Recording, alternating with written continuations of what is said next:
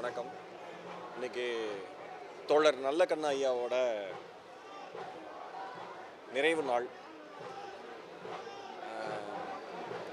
ஒரு 101 ஆண்டுகள் வாழ்ந்த ஒரு மனிதர், இந்திய அரசியலில், தமிழக அரசியலில் ஒரு பயணித்த மனிதர், அரசு மருத்துவமனையில் தன்னுடைய உயிரை விட்டார் அப்படிங்கிற வரலாறு எனக்கு தெரிஞ்சு எத்தனை அரசியல்வாதிகளுக்கு இந்த மண்ணில் இருக்குன்னு தெரியாது.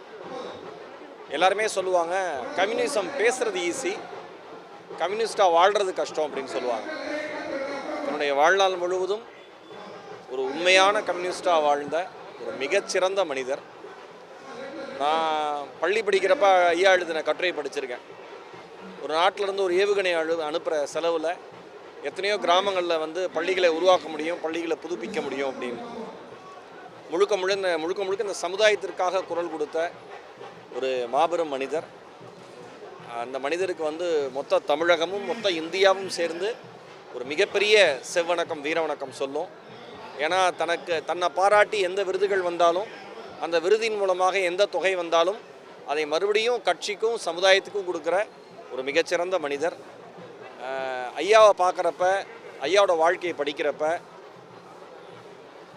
நாமெல்லாம் எவ்வளோ பெரிய அசிங்கமான வாழ்க்கையை வாழ்ந்துட்டுருக்கோங்கிறது தெரியும். ஏன்னா இவ்வளோ ஒரு எளிமையான மனிதரா அப்படிங்கிறது எப்பயுமே ஆச்சரியம்தான். சென்னை வெள்ளத்தின் போது சிஐடி நேரில் ஐயா இருந்தப்ப, ஐயா வாங்க அப்படின்னு மீட்பு குழுவினர் கூப்பிட்டப்ப, பக்கத்து தெருவில் ஒரு பொண்ணு கை குழந்தையோடு இருக்குது, அப்புறம் இந்த சைடு ஒரு முதியவர் இருக்கார், நீங்கள் அவங்களெல்லாம் கூட்டிகிட்டு போங்க, நான் நல்லா தான் இருக்கேன்னு சொன்ன மனுஷன். அந்த மனிதனுக்கு அப்போ எனக்கு தெரிஞ்சு ஒரு 90 வயதுன்னு நினைக்கிறேன். எவ்வளோ பெரிய விஷயம், யாரால் பண்ண முடியும்? இல்லை நீங்கள் வாங்க, இது கட்டாயம், மேலிடத்துலேருந்து உத்தரவுன்னு சொல்கிறப்ப இந்த ஏரியாவில் இருக்கிற எல்லாரும் ஏறட்டும், அதுக்கப்புறம் நான் ஏறுறேன்னு சொன்னார். முழுக்க மக்களை பற்றி சிந்தனை மட்டுமே வைத்திருக்கிற ஒரு மகத்தான தலைவரினுடைய பூதொடல் இங்கே இருக்குது. அவருக்கு நம் அனைவரின் சார்பாகவும் ஒரு மிகப்பெரிய செவ்வணக்கம்.